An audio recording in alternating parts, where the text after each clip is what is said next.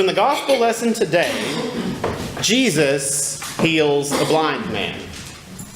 Now, there are a lot of scenes of Jesus healing people in the Bible. It's one of the most common things that you see Jesus doing in the Bible. And usually when he heals people, either they come up and they touch the hem of his robe, or he just touches them, and then we're good to go. That is not exactly how the healing happens this morning. The way the healing happens this morning is a little grittier. It's a little more common sounding. It's a little dirtier. It's a little messier. You see, Jesus doesn't just reach out a hand to touch this man who has been blind for his whole life, and the man's sight is restored. He heals the blind man, certainly, but Jesus does so making mud by mixing the dirt beneath his feet with his spit and rubbing it on the man's eyes. Now, be honest. How many people in here would let somebody rub spit mud on them? If it was Jesus. If it was Jesus, right. Yeah, we always make an exception for Jesus. But don't let anyone else do that. So what's interesting about all of this is that Jesus does something here that's a big metaphor for how he works in the whole Gospels. He takes the most mundane, worthless stuff that people don't think about, that people walk all over, that people ignore, that people deride as dirty or filthy or unclean, and uses it as an instrument to do God's will in this world. Now read this story carefully, and you'll see that not only are the Pharisees, but like Jesus' own friends and disciples and neighbors, all concerned with, why is this man blind? And they all come to the conclusion that it must be his fault for some reason. I ask you, where's the pity in that? Where's the mercy in that? Where's the compassion in that? You see someone has a disability, you see someone is sick, you see someone's having a hard time, and immediately you think, well, what's their problem? What a horrible thing to do. And that was just sort of the way people went back then. That was the coming and going of the day. But that's not what Jesus did. You see, everybody else gets hung up on why it is that this man is blind, but Jesus doesn't worry about it too much. He just gets to actually healing the man by using this common dirt and his own spit. And then he tells the man to go in the pool of Siloam and wash, and the man does, and after that, he sees. And he's changed in a certain way, not just his physical vision, but he must be carrying himself differently because he goes back to his neighborhood and the people don't recognize him.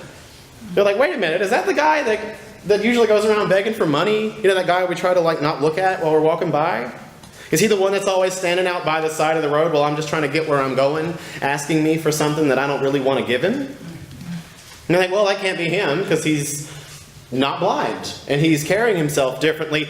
But, as it turns out, it is the exact same man who went and met Jesus, encountered him, had his eyes literally opened and spiritually opened, and then went back into his town. You see, he shares a lot in common here with that Samaritan woman. And just like the Samaritan woman, when he goes into the town and shares the experience that he had with the healing power of God that he found in Jesus, the people in the town begin to believe. And that is where the problem comes in. Because there's always a problem. And the problem usually revolves around the Pharisees. And if you think that they're going to be the bad guys here today, you are correct. Because you see, Jesus says that he has come to help people. And he has come to change things. And he has come to do good. He has come to take the things that the Pharisees go around teaching everyone is dirty and meaningless and lifts it up as something and as a means by which God does his work.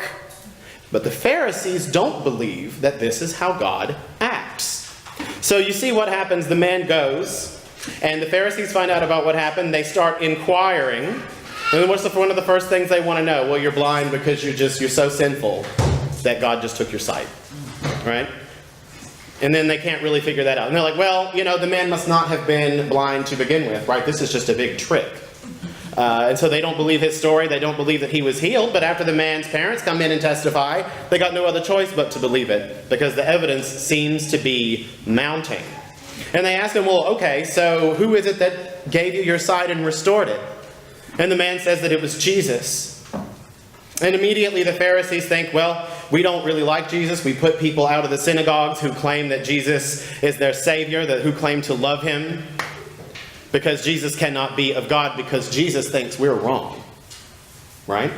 So now this goes from a story about the healing power of God to the destructive power of human arrogance and idolatry.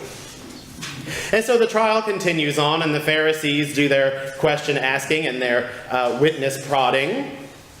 And the witnesses all say the same thing. And so finally, they get to a point where every witness says he healed him. And this kind of power only comes from God, so Jesus must be from God. And they're running out of ways to defeat him. So the Pharisees pull out the tiredest card in the book, which is that he can't be from God because he healed this man on the Sabbath. And everybody knows we don't do things on the Sabbath. Okay. Like, what would have happened if Jesus healed this guy on a Thursday? You know? So now here we are. They've made a rule, established a rule about how it is that God works. They see God working in a different way, and instead of reevaluating the rule, they try to put God in the box again, and that almost never works out well. I will say also that the Sabbath tends not to come up in these healing stories when Jesus heals on the Sabbath. It tends not to come up until people want to argue with him about it. And you never hear about these people going out and helping the poor and the needy and the disadvantaged during the rest of the week. So Jesus goes and does God's work on God's day, and they seem to have a problem with it because that's not how things go around here. And so then they encounter Jesus and they start asking him questions. How is it that it is that you did this? We know that you're not from God. And so they start asking him rhetorical questions. And Jesus continues on saying, I am from God. God sent me. God is doing this. I came into the world, Jesus says, for judgment, so that those who do not see may see, and that those who see may become blinded. Now this must have struck a chord, because the Pharisees go on to say, surely we're not blind, are we?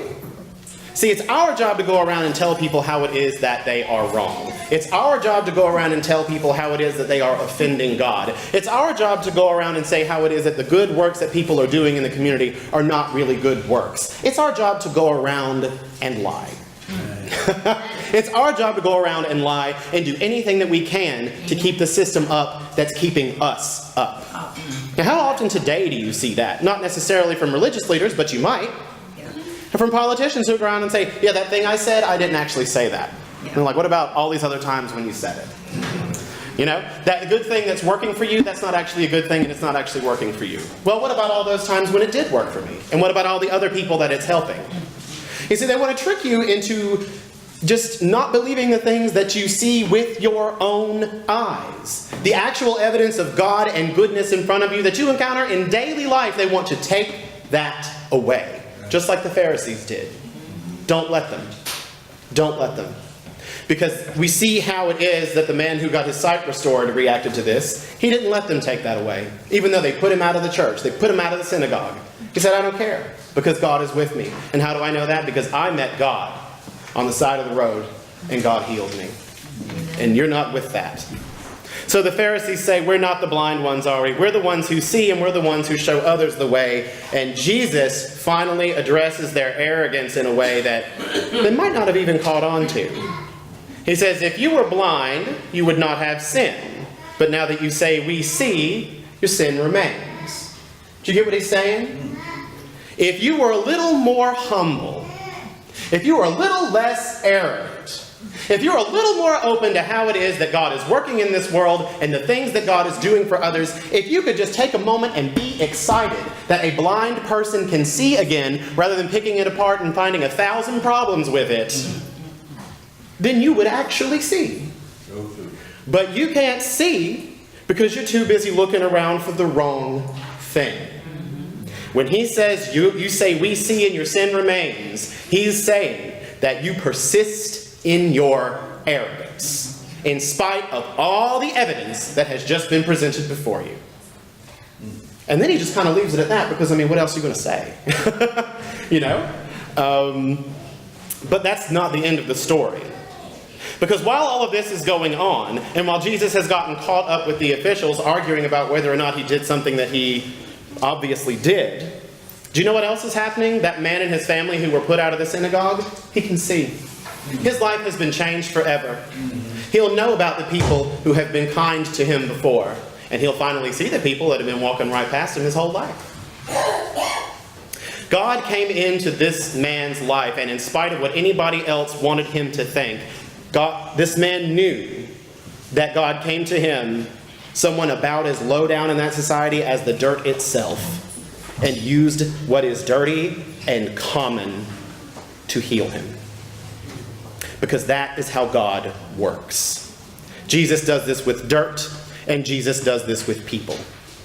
He takes the people who are walked upon and ignored and pushed aside and lifts them up to do God's work. And it continuously frustrates people who are benefiting from the system as it stands. So I say, if you want to look for God in your life, say you're in one of those sort of spiritual parched places and you're not entirely sure where to look, you might be able to find God in something as common and kind of gross as the dirt.